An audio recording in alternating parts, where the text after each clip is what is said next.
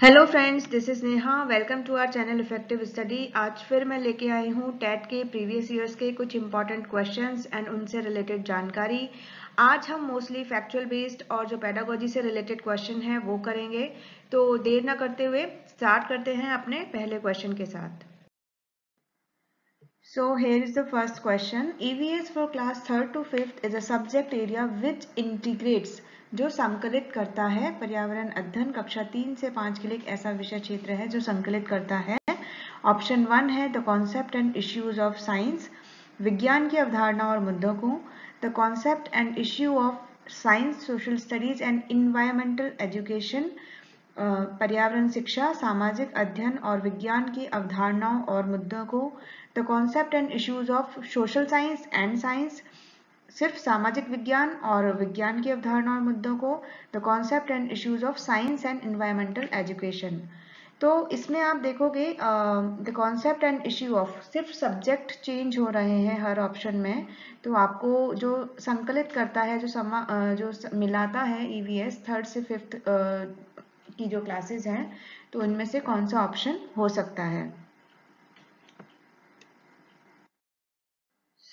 इस क्वेश्चन का आंसर बताने से पहले मैं एनसीएफ के बारे में बता देती हूँ। जो इक्वली इम्पॉर्टेंट है, जिससे भी काफ़ी क्वेश्चंस बनते हैं। NCF is national curriculum framework and जो 2005 है वो लेटेस्ट है, जो अभी जो लागू है। And this is the 4th national curriculum framework. 2005 में पब्लिश हुआ था और इससे पहले जो पब्लिश हुए थे वो हुए थे 1975, 88 एंड 2000 में। जो इसकी 2005 की जो गाइडलाइंस हैं वो सिलेबस को लेकर, बच्चों का जो स्कूल का जो सिलेबस है, टेक्स्ट बुक क्या रहेंगी और टीचिंग प्रैक्टिसेस मेथड्स क्या रहेंगे, इसको लेकर उन्होंने गाइडलाइंस दी हैं। 1993 में एमएचआरडी ने एक एडवाइजरी कमेटी सेटअप की थी, जिसके चेयरमैन थे यशपाल। जिसका मेन जो ये कमेटी थी, इसका जो मेन मुद्दा था, इशू था, वो था कि बच्चों के ऊपर जो स्कूल का जो बर्डन बढ़ रहा है उसे कैसे कम किया जाए। Over burdening of school children इसका इशू था। इस कमेटी को जनरली यशपाल कमेटी भी कहा जाता है, कि जो फेमस है Yashpal committee, learning without burden से। तो एनसीएफ 2005 ने for the very first time ये समझा कि बच्चों पर जो करिकुलम का जो लोड है वो कम होना चाहिए, और लर्निंग विदाउट बर्डन को उन्होंने एक्सेप्ट किया और अपनी पॉलिसीज को जो पुरानी, जो ये प्रीवियस जो गवर्नमेंट रिपोर्ट थी उस पर बेस किया और नेशनल पॉलिसी एजुकेशन को लिया और ग्रुप डिस्कशंस पर फॉलो किया। तो लर्निंग विदाउट बर्डन एक यशपाल कमेटी का ये वो है, टैग है। एनसीएफ 2005 ने भी इस पे काम किया, इस पर इसकी जो रिपोर्ट है उसको एक्सेप्ट किया। तो ये एक इम्पॉर्टेंट क्वेश्चन है। और ये जो एनसीएफ 2005 है ये 22 भाषाओं में ट्रांसलेट किया गया, और जो इसका जो सिलेबस है वो 17 स्टेट्स में इन्फ्लुएंस्ड है। इसकी जो कुछ गाइडलाइंस जो हैं, जो गाइडिंग प्रिंसिपल्स हैं करिकुलम को लेकर, वो फर्स्ट है कि knowledge, connecting knowledge to life outside school, जो स्कूल के बाहर की दुनिया को भी बच्चा जाने और समझे।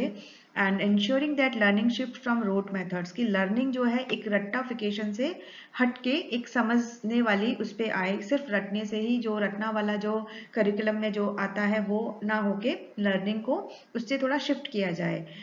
Enriching curriculum to so that it goes beyond text book के बाहर की दुनिया को भी बच्चा समझे और कनेक्ट कर पाए। ऐसा नहीं हो कि बच्चे ने टेक्स्ट बुक पढ़ी और उसे रटा और आंसर करके एग्जाम में पास हो गए। तो ये कुछ गाइडिंग प्रिंसिपल्स रहे हैं। And making examinations more flexible and integrating them with classroom life, कि जो एग्जामिनेशंस है वो खाली टेक्स्ट बुक पर बेस्ड ना हो, रटाफिकेशन पर बेस्ड ना हो, काफ़ी फ्लेक्सिबल हो, और वो क्लासरूम की जो लाइफ में जो बच्चे ने प्रैक्टिकली समझा है, ऑब्जर्व किया है, उस पर बेस्ड हो। तो ये कुछ इंपॉर्टेंट पॉइंट्स हैं जिन हर एक पॉइंट से क्वेश्चन बनता है। Coming back to the question, एक और पॉइंट है जो मैं बता देती हूँ कि एनसीएफ 2000 ने ईवीएस जो इन्वायरमेंटल स्टडीज जो सब्जेक्ट है उसे एक इंटीग्रेटेड सब्जेक्ट इंटीग्रेटेड कोर्स ही बताया फॉर प्राइमरी एजुकेशन, बट उसमें साइंस और सोशल स्टडीज़ को इंक्लूड किया गया था। मीन साइंस और सोशल स्टडीज़ को मिला के वो सब्जेक्ट बनाया गया for class 3rd to 5th। लेकिन जो प्रेजेंट सिलेबस है NCF 2005 का, उसने उसमें इन्वायरमेंटल एजुकेशन को भी ऐड कर दिया है। तो साइंस और सोशल स्टडीज या सोशल साइंस के साथ उसमें इन्वायरमेंटल एजुकेशन भी है।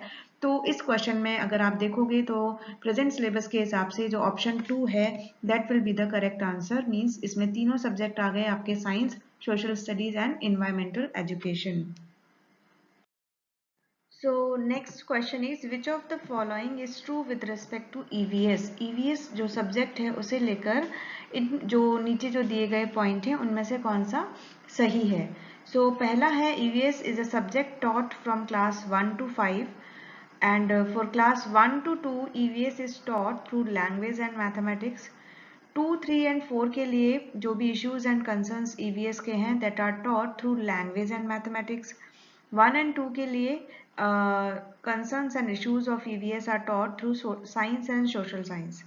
तो सबसे पहले तो हम बात करें जो अभी हमने पिछले क्वेश्चन में भी देखा था कि EVS जो सब्जेक्ट है वो मल्टी डायमेंशनल सब्जेक्ट है, एक सब्जेक्ट नहीं है, उसमें काफ़ी सारे सब्जेक्ट्स को मिलाकर इंटीग्रेटेड सब्जेक्ट है वो, जिसके अंदर साइंस, सोशल साइंस, लैंग्वेजेस आती हैं। सो क्लास जो 1 to 2 है, जो क्लास 1 to 2 है, उसके लिए वो जो सब्जेक्ट है वो एज अ लैंग्वेजेस और मैथमेटिक्स की फॉर्म में पढ़ाया जाता है। एंड NCF 2005 के अकॉर्डिंग जो क्लास 3 to 5 है, जो हमने पिछले स्लाइड में ही देखा, तो EVS उसमें science, social science and environmental education का कंबाइंड होता है, कंबाइंड मिक्स होता है। तो अगर हम ऑप्शंस की तरफ देखें तो EVS is a subject taught from 1 to 5, तो नो, क्योंकि 1 to 2 के लिए वो एज अ लैंग्वेजेस और मैथमेटिक्स की फॉर्म में आता है, तो ऑप्शन 1 गलत हुआ। For classes 1 and 2, EVS is taught through languages and mathematics. Yes, this is correct. लेकिन बाकी ऑप्शन भी देख लेते हैं। So ऑप्शन 3 है क्लास 2, 3 and 4 के लिए जो EVS है वो सब पढ़ाया जाता है एज अ लैंग्वेजेस और मैथमेटिक्स। तो अगर आपने पिछला स्लाइड ध्यान से देखा होगा तो 2 को अगर हम छोड़ दें तो 3 to 5 के लिए NCF 2005 के अकॉर्डिंग EVS जो सब्जेक्ट है उसके अंदर science, social science and environmental education है, तो ऑप्शन 3 गलत हो गया आपका। And for classes 1 and 2 EVS is taught through science and social science, तो ये नहीं है। वो 1 और 2 के लिए लैंग्वेजेस और मैथमेटिक्स की फॉर्म में ही पढ़ाया जाता है, अलग से एक सब्जेक्ट 3rd to 5th के लिए ही है। सो इसका जो करेक्ट आंसर है वो होगा आपका option 2। Next question is children get lot of space to learn EVS through exploration। बच्चों को EVS सीखने के लिए एक्सप्लोरेशन के थ्रू, खोजने के द्वारा एक पर्याप्त समय दिया जाता है। सो इट इंडिकेट्स, मतलब ऐसा किया जाता है तो ये क्या शो करता है that EVS is learn through rote, EVS को याद करके सिखाया जाता है। EVS is learn through information देकर सिखाया जा रहा है, या फिर EVS चाइल्ड सेंटर्ड है या फिर टीचर सेंटर्ड है। तो अगर हम EVS की बात करें, अगर बच्चों को ये काफ़ी समय दिया जा रहा है कि वो एक्सप्लोर करके सीख रहे हैं, तो इट मीन्स कि बच्चों को समय दिया जा रहा है। तो EVS जो बेसिकली है जो है वो चाइल्ड सेंटर्ड है एंड ये चाइल्ड सेंटर पेडागोजी में आता है। तो इसका मतलब है लाइक EVS जो सब्जेक्ट है वो बच्चों का या ह्यूमंस का इंटरेक्शन होता है इन्वायरमेंट के साथ, और जो चाइल्ड सेंटर्ड अप्रोच होती है किसी भी एजुकेशन सिस्टम में, वो बच्चों के एक्सपीरियंस और उनकी ज़रूरतों के हिसाब से उनको महत्वता देती है। तो अगर एक चाइल्ड सेंटर्ड क्लासरूम होगी या चाइल्ड सेंटर्ड अप्रोच जो होती है वो बच्चों को फ्रीडम देती है कि वो खुद एक्सप्लोर करें अपनी पेस पर, अपनी स्पीड पर, उनके ऊपर कोई फोर्स ना हो किसी भी चीज़ को जल्दी समझने का, वो खुद अपनी अंडरस्टैंडिंग और रिक्वायरमेंट और थिंकिंग के थ्रू सब्जेक्ट को समझने का कोशिश करें, उनकी खुद की अपनी स्ट्रेटजी हो और अपने पोटेंशियल और अपने कैलिबर के साथ ही वो किसी चीज़ को समझें। तो इट मीन्स कि अगर किसी बच्चों को स्पेस दिया जा रहा है कि वो आप अपने हिसाब से चीज़ों को एक्सप्लोर करके समझिए, तो इट मीन्स कि जो समझाने की जो मेथोडोलॉजी है वो चाइल्ड सेंटर्ड है, और this is known as child centred pedagogy. So इसका जो करेक्ट आंसर है that is option number 3। Next question is which of the following is a sub-theme under the theme suggested in the EVS syllabus?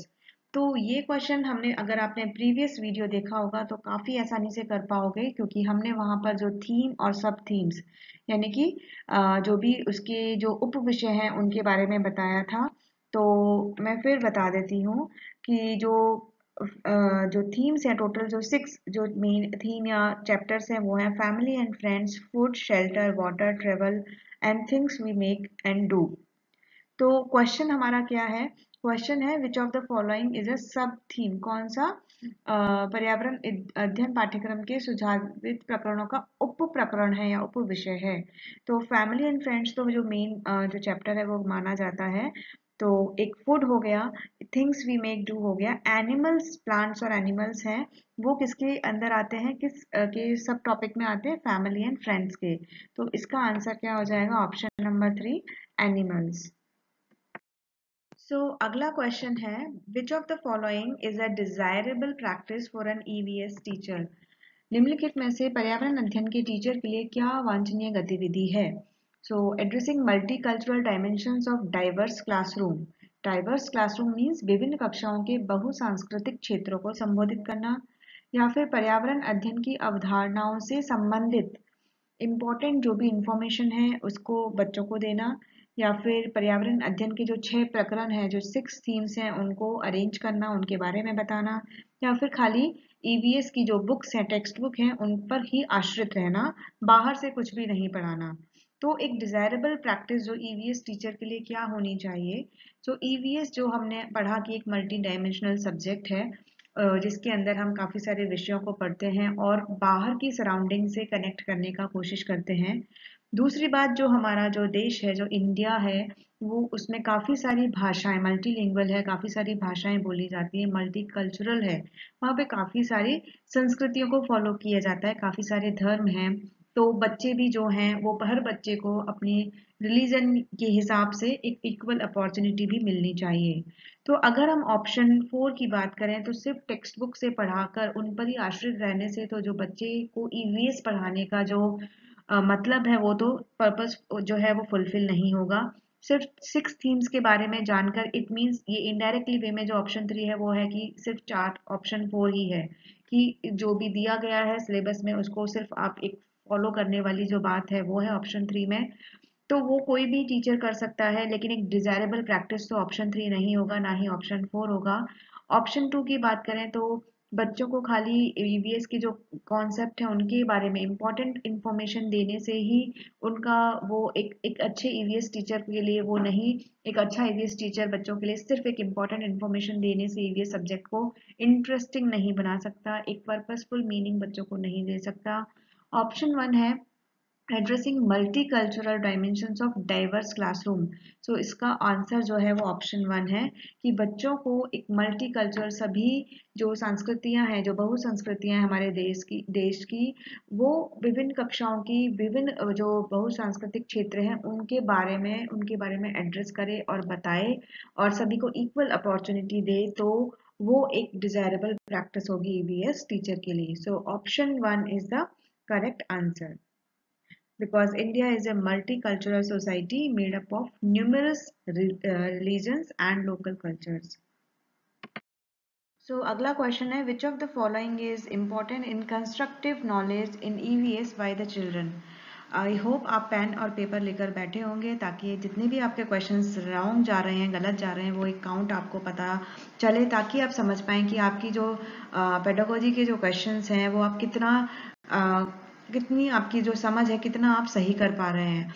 क्योंकि ये जो questions हैं वो आपकी knowledge से ज़्यादा आपकी सोच और समझ पर ज़्यादा मैटर करते हैं, क्योंकि आप एज अ प्रैक्टिकल वे में सोचें कि आप एज अ टीचर होंगे तो किस तरीके से आप बच्चों को पढ़ाएंगे, या फिर आप एक एज अ स्टूडेंट की तरफ सोच के देखें तो आप क्या एक्सपेक्ट करेंगे कि आपके टीचर आपके लिए क्या अच्छे से अच्छा आपके लिए आउटपुट्स दे पाए। तो क्वेश्चन है आपका कि विच of the following is important in constructive knowledge in EVS by the children? So ABCD 4 इसमें ABCD ऑप्शन है, उसके बाद इसमें आगे आंसर्स के लिए ऑप्शन दिए हुए हैं। सो A है बच्चों का सक्रिय भाग लेना, एक्टिव पार्टिसिपेशन ऑफ चिल्ड्रन। दूसरा है बच्चों के समुदाय के सदस्य, community members of children. C है text book of EVS and D है description and definition given in the text book of EVS.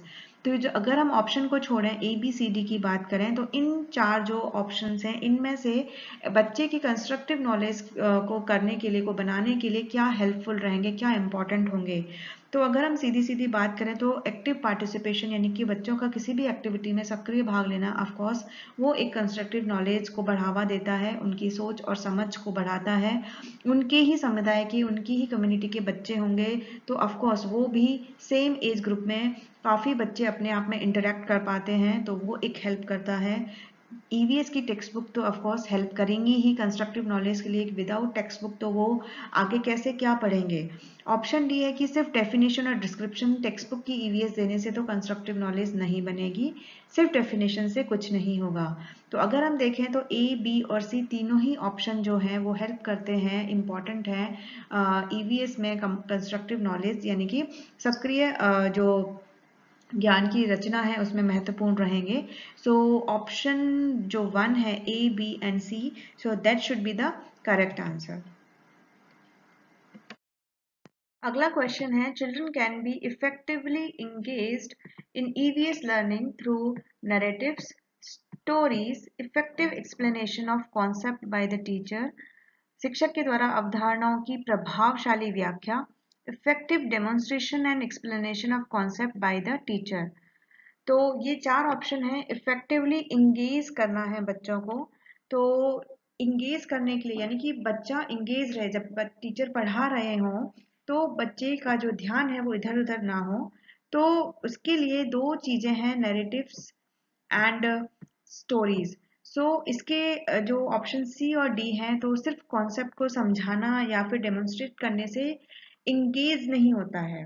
ठीक है, बच्चों को जोड़ने के लिए जब आप बच्चों को नैरेटिव्स और स्टोरी टेलिंग, स्टोरी के फॉर्म में जब आप कुछ पढ़ाते हैं, समझाते हैं, तो बच्चों के लिए वो टॉपिक जो है वो काफ़ी इंटरेस्टिंग और जॉयफुल हो जाता है।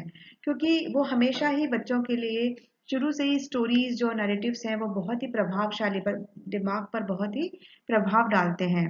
तो इसका अगर हम करेक्ट आंसर देखें तो ए और बी होना चाहिए, तो option 2 will be the correct answer. So to make the learning joyful and effective, it is necessary that learning should be done through narratives and storytelling. अगला क्वेश्चन है objectives of EVS teacher who encourages his children to observe animals यानी जानवरों को अवलोकन और उनका चित्र बनाने में के लिए प्रेरित करने का उद्देश्य है। खुद से बच्चे अगर ऑब्जर्व करेंगे और उनका चित्र बनाएंगे तो ऑफकोर्स उनकी क्रिएटिविटी है वो तो डेवलप होगी ही। उनका जो ऑब्जर्वेशन है, ऑफकोर्स ऑब्जर्व करके ही बनाने को बोला है तो ऑब्जर्वेशन स्किल भी डेवलप होगी और डिज़ाइन स्किल्स, जो डिज़ाइन है, रचना कौशल है, वो भी विकसित होगी क्योंकि बच्चा खुद ऑब्जर्व करके खुद से बना रहा है। Develop aesthetic sense of children यानी सौंदर्यगत संवेदना का भी विकास होगा क्योंकि बच्चा अपने हिसाब से उस चीज को जो भी ऑब्जर्व करके बना रहा है उसको सुंदर से सुंदर बनाने की कोशिश करेगा। तो इसके अगर हम ऑब्जेक्टिव्स की बात करें तो ये तीनों ही ऑब्जेक्टिव फुलफिल होते हैं। तो अगर देखा जाए तो ऑप्शन जो 4 है जिसमें ए बी एंड सी तीनों ही ऑप्शन है तो वो सही होगा। So option 4 will be the correct answer. अगला क्वेश्चन है ईवीएस में, in EVS learning of craft and art, शिल्पकला और चित्रकला को वाइल वर्किंग इन ग्रुप, समूह में सीखने पर बल दिया जाता है। क्यों? मतलब आर्ट एंड क्राफ्ट को आप ग्रुप में सीखेंगे तो उस पर ज़्यादा फोर्स किया जाता है। तो ऐसा क्यों है? क्योंकि group learning is easier and very effective strategy for teachers to tackle the problem of indiscipline of the class। बच्चों में जो अनुशासनहीनता है उसको रोकने के लिए टीचर अगर ग्रुप में सिखाने के लिए बोलती है। ग्रुप लर्निंग ऑफ कोर्स ये तो नहीं होना चाहिए कि सिर्फ इन डिसिप्लिन को कम करने के लिए, उसकी प्रॉब्लम को टैकल करने के लिए टीचर ऐसा करे। तो इसलिए इनकरेज करती है, ऐसा तो ये तो रीजन नहीं होना चाहिए। तो ऑप्शन ए तो नहीं ही होगा। तो अगर आप यहाँ पर देखेंगे तो ए सिर्फ 1 में है तो 1 ही डिस्कार्ड होता है यहाँ पर, बाकी बचे 2, 3 एंड 4। तो उसके लिए हम देखते हैं ग्रुप लर्निंग प्रमोट्स पीर लर्निंग। समूह में सीखने से सहपाठी यानी कि जब आप ग्रुप में बैठते हैं, अपने बैचमेट्स के सहपाठियों के साथ बैठते हैं तो उनसे भी आप काफी कुछ सीखते हैं और इनकरेज होते हैं। तो यस, ऑप्शन बी तो होना चाहिए। Group learning improves social interaction. Yes, आप जब ग्रुप में सीखते हैं तो इंटरैक्ट आप करोगे, आपका सोशल इंटरेक्शन बढ़ता है। सामाजिक अंतःक्रिया आपकी बेहतर होती है, यस ऑफ कोर्स, तो बी और सी तो होने ही चाहिए। तो ऑप्शन 4 भी देख लेते हैं, डी भी देख लेते हैं। तो group learning help in completing the syllabus of EVS in time, तो ऑफ कोर्स ग्रुप लर्निंग से ईवीएस का सिलेबस जो है वो जल्दी पूरा हो जाएगा, तो ये तो इसलिए टीचर इनकरेज नहीं करती है। सो ऑप्शन बी एंड सी यानी option 3 should be the correct answer. अगला क्वेश्चन है, which of the following is the most effective resource for EVS learning, EVS समझने के लिए, सीखने के लिए इनमें से कौन से प्रभावशाली संसाधन हैं? Family members, community members, newspapers and classroom. तो अगर हम बात करें फैमिली मेंबर्स, तो ईवीएस जो सब्जेक्ट है वो इन्वायरमेंटल स्टडीज़ यानी कि हम अपनी सराउंडिंग के बारे में पढ़ते हैं और उससे रिलेट कर पाते हैं। तो फैमिली मेंबर्स के थ्रू ऑफ कोर्स हम इन्वायरमेंट के बारे में जान पाते हैं, एक अच्छा रिसोर्स है। फैमिली से ही हम काफ़ी कुछ चीज़ें, लाइक आपने जो जो 6 थीम्स है, अगर हम उसमें फूड की बात करें, फैमिली एंड फ्रेंड्स एक मेन थीम है, तो वहाँ से हमें सराउंडिंग्स का पता चलता है, तो यस ये एक इफेक्टिव रिसोर्स है। मेंबर्स ऑफ द कम्युनिटी से हमें, हमारे जो कम्युनिटी मेंबर्स हैं उनसे हमें काफ़ी सारी चीज़ें, वो एक हमारा सराउंडिंग ही है, तो उससे भी हमें एक अच्छा रिसोर्स है ईवीएस की लर्निंग के लिए। न्यूज़पेपर के थ्रू हमें काफ़ी सारी चीज़ें पता चलती हैं, सो of course newspaper is also effective resource for EVS learning. Classroom की अगर हम बात करें, तो अगर हम ऑप्शंस देखते हैं तो इन चारों ऑप्शन में या तो डी अकेला है या फिर सी और डी के साथ है, लेकिन जो ऑप्शन ए बी सी हैं वो तीनों तो हमारे हैं ही।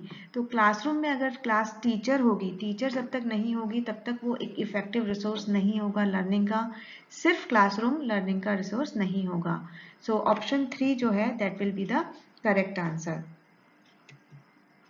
So children observe and learn from there surroundings, जैसा कि मैंने बताया, तो ऑप्शन ए बी सी जो तीनों हैं that will be the most effective resource for learning EVS. Next question is, which of the following principle of learning is followed in EVS, निम्नलिखित सीखने के कौन से सिद्धांत का ईवीएस में अनुसरण होता है? So option 1 is global to local, abstract to concrete, unknown to known और नोन टू अननोन। तो इसका सही आंसर है आंसर 4, बिकॉज जो इन्वायरमेंटल स्टडीज़ है, जो ये सब्जेक्ट है, वो that is concern with the development of learners awareness of environmental issues. So known to unknown जो प्रिंसिपल है वो ईवीएस टीचिंग में फॉलो होता है। तो बेसिकली जो इसमें जो प्रिंसिपल है टीचिंग और लर्निंग प्रोसेस का, वो स्टार्ट होता है, जो भी आपके पास बच्चे के पास प्रीवियस नॉलेज है या थोड़ी बहुत जो नॉलेज है, उसमें नए फैक्टर्स को जोड़कर, नए कंटेंट को जोड़कर उन्हें जो अननोन चीज़ें हैं उसे सिखाया जाता है। सो इसके अलावा जो मेथड्स हैं, जो लर्निंग प्रिंसिपल्स हैं जो ईवीएस फॉलो करता है, वो है simple to complex, easy to difficult and local to global environment. तो बाकी जो है global to local, abstract to concrete and unknown to known, तो ये जो है वो ये आते हैं, लेकिन ये टीचिंग ये जो प्रिंसिपल्स है ये फॉलो नहीं होते हैं। सो अगला क्वेश्चन है, which of the following is not a tool for formative assessment of learning EVS, निम्नलिखित में से कौन सा पर्यावरण अध्ययन में सीखने का रचनात्मक आकलन का साधन नहीं है? तो सबसे पहले तो ये नहीं है, यानी नॉट पर फोकस करना है, ठीक है, क्वेश्चन में यहाँ पे गड़बड़ हो जाती है जल्दबाजी में। और दूसरी बात है, ऑप्शंस हैं portfolio, rating scale, anecdotal records, वर्णन अभिलेख, या फिर चौथा है एनुअल अचीवमेंट टेस्ट। सो इनमें से कौन सा फॉर्मेटिव असेसमेंट लर्निंग जो है वो नहीं है? तो सबसे पहले बात कर लेते हैं रचनात्मक आकलन। फॉर्मेटिव असेसमेंट क्या होता है? तो एक टाइप का असेसमेंट होता है जो बताता है, जो मॉनिटर करता है चाइल्ड की प्रोग्रेस, बच्चे की प्रोग्रेस को, पूरा जो भी लर्निंग और टीचिंग का प्रोसेस रहा है उसमें बच्चे की प्रोग्रेस को बताता है। तो जो इसके जो टूल्स हैं, जो ये टूल शब्द आया है यहाँ पर, तो इसके जो टूल्स हैं वो बेसिकली क्विजेज हो सकती हैं, ग्रुप डिस्कशंस हैं, कन्वर्सेशंस हैं, portfolio, rating scales, anecdotal records, ये सभी एप्रोप्रिएट टूल हैं फॉर द फॉर्मेटिव असेसमेंट। तो क्विजेज मैंने आपको बताया, क्विजेज आपको पता ही है, एक टेस्ट होता है, ग्रुप डिस्कशंस आपको पता ही है, कन्वर्सेशंस यानी आपस में जो बात करना है, पोर्टफोलियो जो ऑप्शन 1 है वो बेसिकली क्या होता है, कंटेन मतलब रखता है लर्नर यानी जो भी बच्चा है या लर्नर है उसके जो भी किए हुए काम है या प्रोजेक्ट्स हैं, लाइक प्रोजेक्ट्स हो गए, असाइनमेंट हो गए, वो एक कंपाइल्ड होते हैं एक फाइल में, तो वो पोर्टफोलियो होता है।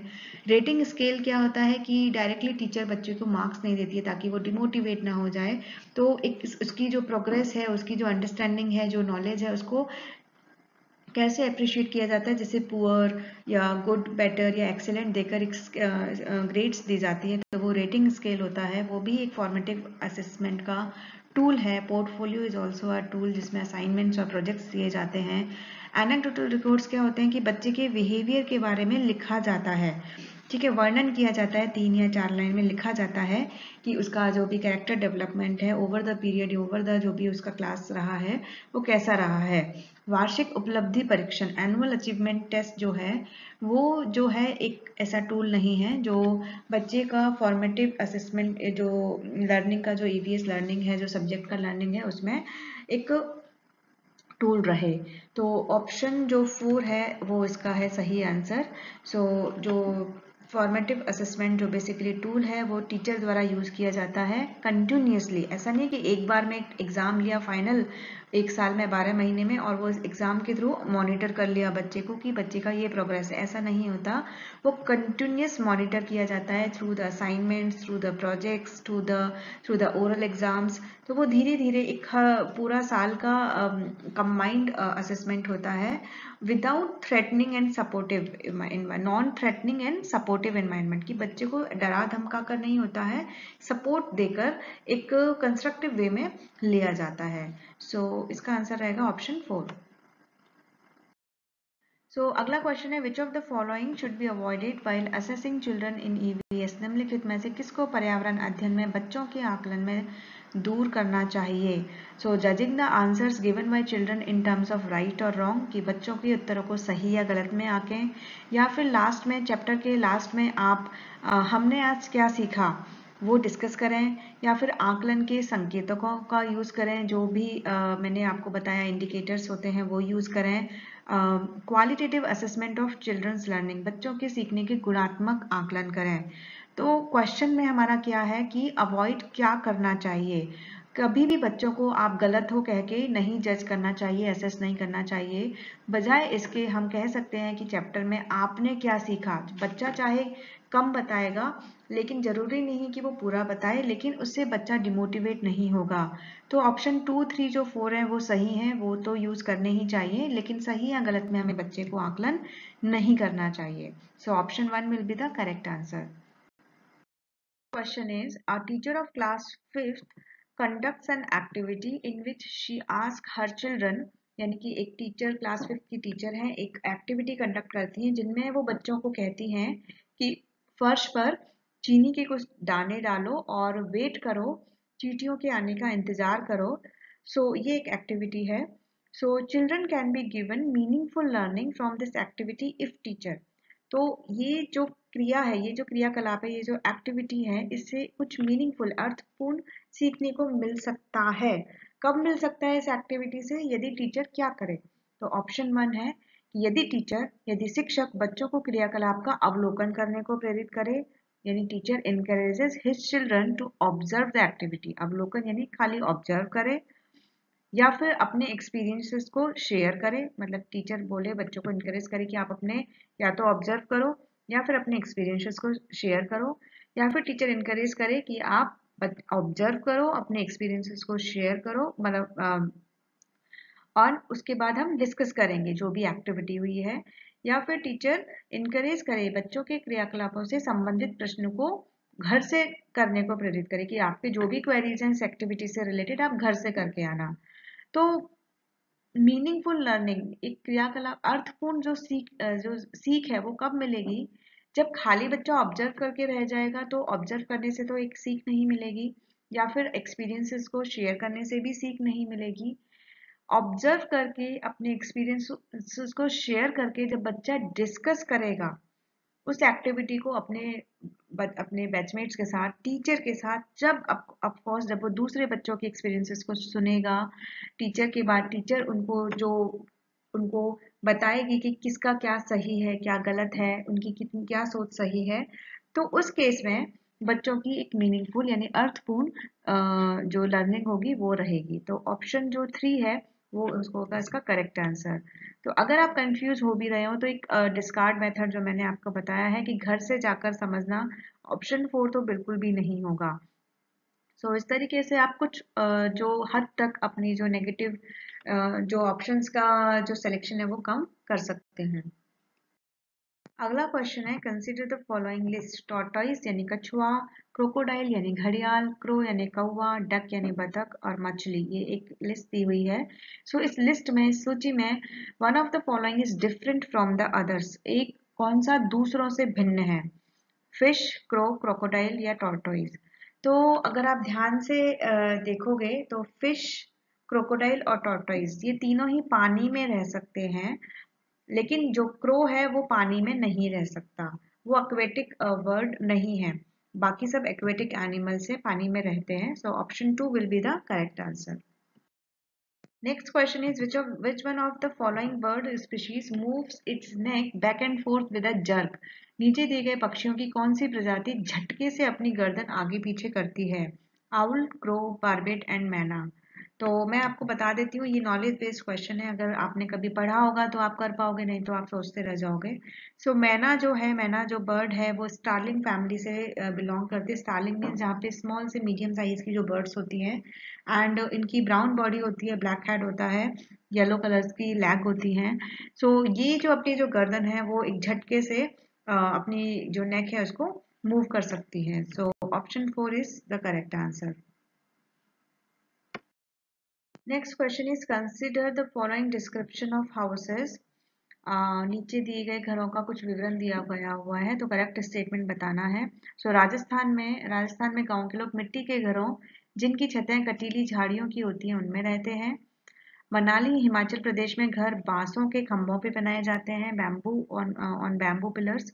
लेह में पत्थर के 2 मंजिलों के घर बनाए जाते हैं, नीचे की मंजिल पर जरूरत का सामान और जानवरों को रखते हैं। तो इसका आंसर क्या है?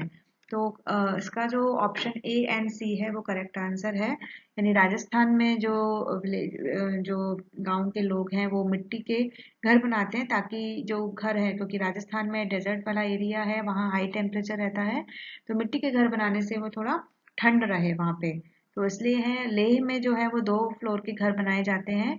तो ग्राउंड फ्लोर जो होता है वो अपनी नेसेसरी जो चीजें हैं और एनिमल्स उनको रखने के लिए, और जो मनाली है वहां पर जो घर बनते हैं वो स्टोन्स के बनते हैं, बैम्बू पिलर्स के नहीं बनते, बैम्बू से नहीं बनते, स्टोन्स और वुड के बनते हैं। So option 3 is the correct answer. Next question is, consider the following statement about elephants. ये क्वेश्चन हमने प्रीवियस वीडियो में भी हम कर चुके हैं, not the exact question, similar question है, एलिफेंट्स के ऊपर ही है, और एक दो ऑप्शंस मैच भी होते हैं स्टेटमेंट्स। सो पहला है, हाथी बहुत कम आराम करते हैं और एक दिन में केवल 2 से 4 घंटे ही सोते हैं। दूसरा है, एक बड़ा हाथी एक दिन में 200 किलोग्राम से ज्यादा पत्तियां और झाड़ियां खा लेता है। तीसरा है, they love to play with mud and water, कीचड़ में खेलना इन्हें बहुत पसंद है, एंड इससे उनके शरीर को ठंडक मिलती है।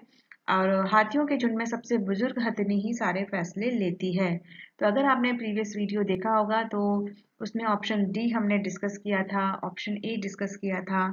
तो इसका जो आंसर है वो करेक्ट आंसर है 3 C D एंड A, क्योंकि वो मड में खेलना बहुत पसंद करते हैं, और जो बुजुर्ग सबसे ज्यादा जो हथनी होती है वही लीड करती है ग्रुप को या हर्ड को, और वो ज्यादा रेस्ट नहीं करते, हाथी ज्यादा रेस्ट नहीं करते। तो फिर से वापस मैं एक बार रिवाइज करा देती हूँ। सो जो फीमेल एलिफेंट्स हैं वो अपनी पूरी लाइफ हर्ड्स में, ग्रुप्स में बिताती हैं। मेल एलिफेंट्स जो ग्रुप होते हैं उनको 13 से 14 साल की उम्र में छोड़ देते हैं। फीमेल एलिफेंट्स को काउस बोलते हैं, male elephants are called bulls, babies को काफ बोलते हैं। जो बुजुर्ग जो फीमेल हथनी होती है, ओल्डेस्ट जो होती है, वो ग्रुप को लीड करती है और सारे डिसीजंस लेती है। जेस्टेशन जो पीरियड होता है एलिफेंट्स का सबसे ज़्यादा होता है, लॉन्गेस्ट प्रेगनेंसी ऑफ मेमल्स जो है वो होता है 18 से 22 मंथ होता है, और लार्जेस्ट लैंड लिविंग मैमल्स हैं ये वर्ल्ड में, और 100 kg तक ये लोग 100 kg से थोड़ा ज़्यादा या 100 kg तक ये लीव्स और ट्विक्स को एक दिन में खा सकते हैं। ज़्यादा रेस्ट नहीं करते, 2 से 4 घंटे ही सोते हैं। 3 स्पीशीज़ हैं बेसिकली एलिफेंट्स की, एशियन एलिफेंट, अफ्रीकाना सवाना एलिफेंट और अफ्रीकाना फॉरेस्ट एलिफेंट। तो अगर आप देखोगे तो इनकी जो लाइफ स्पैन है, अफ्रीकाना एलिफेंट की, एशियन एलिफेंट्स की 48 ईयर्स तक रहती है और अफ्रीकाना सवाना एंड फॉरेस्ट एलिफेंट की 60 to 70 ईयर्स तक एज रहती है। तो यहाँ से भी एक क्वेश्चन बनता है। और दूसरी बात, इंपॉर्टेंट बात ये कि ये की स्टोन स्पीशीज है। की स्टोन स्पीशीज वो होती हैं तो अगर वो गायब हो गई, डिसअपियर हो गई, तो उससे पूरा इकोसिस्टम काफ़ी ड्रास्टिकली चेंज होता है, क्योंकि इन पर काफ़ी और अदर स्पीशीज सर्वाइवल के लिए डिपेंड करती हैं। तो ये थी कुछ इंपॉर्टेंट जानकारी। अगला क्वेश्चन है, निम्नलिखित में से एनसीएफ 2005 के अनुसार प्राथमिक स्तर पर पर्यावरण अध्ययन शिक्षण का उद्देश्य नहीं होना चाहिए। नहीं होना चाहिए। तो पहला है, to nurture the curiosity and creativity of the child particularly in relation to the natural environment.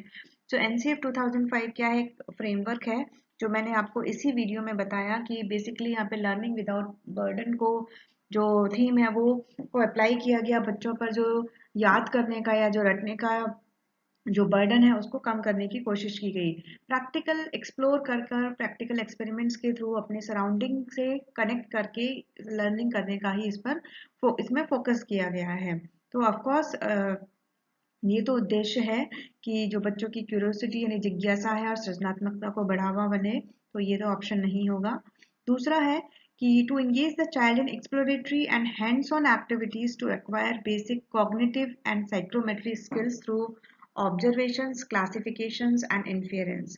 तो अवलोकन, वर्गीकरण और निष्कर्ष निकालने आदि प्रक्रियाओं के माध्यम से बुनियादी संज्ञानात्मक और गत्यात्मक कौशल प्राप्त करने के लिए खोजबीन से जुड़ी और हाथों से करने वाले कार्यों में बच्चों को संलग्न करना। तो ये तो हम हर क्वेश्चन में पढ़ ही जा रहे हैं कि ये तो हर एक ईवीएस में ये एक अच्छा ये होना ही चाहिए, ऑब्जर्वेशंस, क्लासिफिकेशंस एंड इन्फेरेंसेस। तो ऑप्शन 2 भी इसमें नहीं होगा, क्योंकि क्वेश्चन में क्या है, उद्देश्य नहीं होना चाहिए। तो हमारा उद्देश्य, ऑप्शन 1 भी उद्देश्य रहता है, ऑप्शन 2 भी उद्देश्य रहता है। ऑप्शन 3 क्या है? प्राकृतिक, सांस्कृतिक व सामाजिक पर्यावरण के बीच संबंधों को पहचानने और समझने में बच्चों को प्रशिक्षित करना। तो ये तो हमारा उद्देश्य है ही, हम इतने टाइम से इतने क्वेश्चंस कर रहे हैं, तो ईवीएस का मतलब ही है कि हम नेचर से कनेक्ट कर पाए बच्चे को और सामाजिक सोशल रिलेशन भी बच्चा बना पाए। चौथा ऑप्शन है, पर्यावरणीय समझ के द्वारा बच्चों में सटीक संख्यात्मक कौशलों का विकास करना। सो इसका है क्वांटिटेटिव स्किल्स। तो प्रिसाइज क्वांटिटेटिव स्किल्स पर प्राइमरी लेवल पर हम इतना फोकस नहीं करते। प्राइमरी लेवल पर है फोकस जो रहता है एनवायरमेंटल स्टडीज का, कि बच्चा जो है वो नेचुरल, सोशल और कल्चरल एनवायरमेंट से अपने आप को कनेक्ट कर पाए। तो इसका आंसर होगा ऑप्शन 4। तो ये अगर मैं बता दूं आपको कि एनसीएफ 2005 के अकॉर्डिंग जो ऑब्जेक्टिव्स हैं टीचिंग के प्राइमरी लेवल पर, वो ये हैं। इनमें से भी कोई भी क्वेश्चन बन सकता है, आप चाहें तो एक बार इन्हें रीड कर सकते हैं। To develop an awareness about environmental issue के बारे में अवेयर रहना, एक क्यूरियोसिटी और क्रिएटिविटी को बच्चों में डेवलप करना, नर्चर करना, बच्चों को एक्सप्लोर करने के लिए उत्साहित करना अपनी सराउंडिंग को लेकर, और इन्वायरमेंटल इश्यूज को सॉल्व करना, जो भी हैंड्स ऑन एक्टिविटीज़ हैं, जो ये ऑप्शन आपका ऑप्शन था ही वही है, एक ऑप्शन जो 3 था। एंड चिल्ड्रन को to train children to locate and comprehend relationship between natural, social and culture, ये भी आपने ऑप्शन देखा। To enhance children's learning capabilities by providing a concrete learning experience and to develop their own insight into the functioning of several things in their environment। तो ये कुछ आप एक बार बस पढ़ लेंगे तो सही रहेगा, कुछ ऑब्जेक्टिव्स हैं।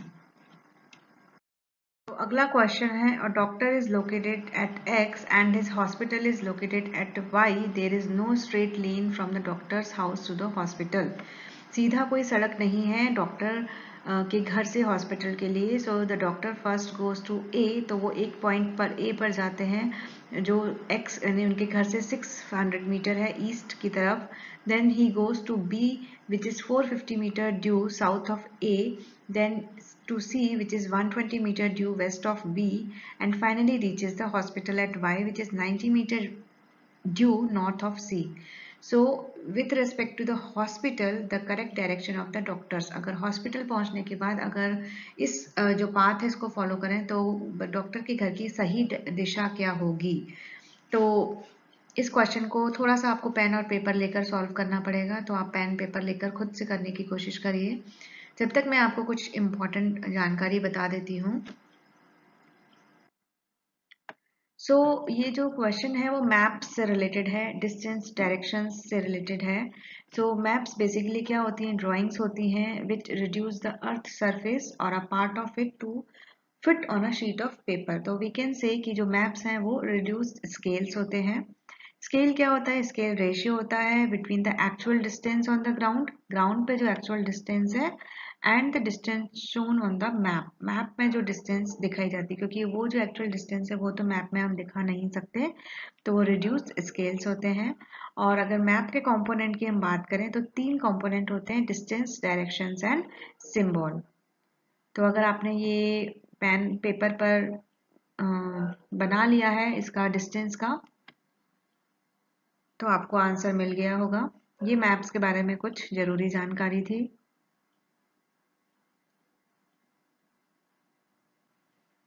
तो डॉक्टर के घर से पहले उन्होंने ए की पॉइंट की तरफ लिया जो 600 मीटर है ईस्ट की तरफ, देन वो बी की गए जो 450 मीटर दूर है साउथ ऑफ ए से, यानी ए की दक्षिण दिशा से, एंड उसके बाद वो सी पर जाते हैं जो बी के ठीक पश्चिम में 120 मीटर की दूरी पर है, और अंत में वो वाई यानी अस्पताल पर पहुंचते हैं जो सी के ठीक उत्तर में 90 मीटर की दूरी पर है।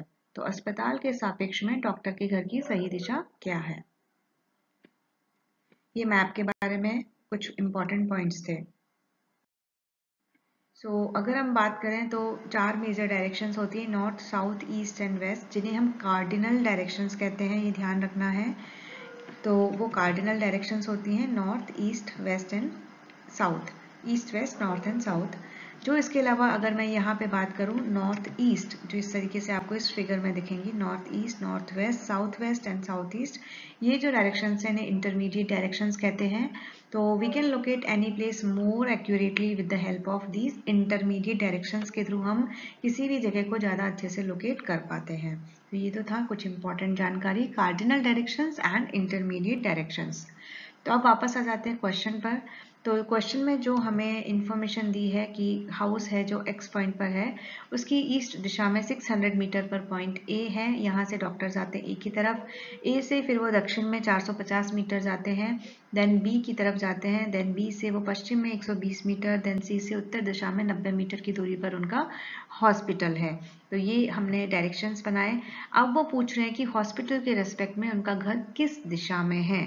तो ये आप समझेंगे, तो जैसे यहाँ पे अगर आप लाइन खींचें लाइक इस फिगर में वाई से, तो ये लाइन खींचेंगे तो ये आपकी नॉर्थ दिशा हो गई, यानी उत्तर दिशा हो गई, ये आपकी पश्चिम दिशा हो गई। तो जो घर हॉस्पिटल से जो घर है वो किस डायरेक्शन में है, इस फिगर से आप क्लियरली समझ पाएंगे कि वो नॉर्थ वेस्ट डायरेक्शन में है। इस टाइप के क्वेश्चंस बहुत ही सिंपल होते हैं, दिखते ऐसे हैं कि बहुत कॉम्प्लेक्स है, लेकिन एक बार आप समझ से बहुत पेशेंस से आप लिखेंगे तो आंसर आपका गलत नहीं होगा। तो इस क्वेश्चन का सही आंसर होगा नॉर्थ वेस्ट, यानी ऑप्शन 2। आज के लिए इतना ही। आई होप ये क्वेश्चंस आपको काफ़ी हेल्प करेंगे और काफ़ी हद तक आपको कॉन्फिडेंस आया होगा कि आप कुछ अच्छा बेटर इम्प्रूव कर पाए हैं और अच्छा एग्ज़ाम दे पाएंगे। Wish you all the best. Thank you.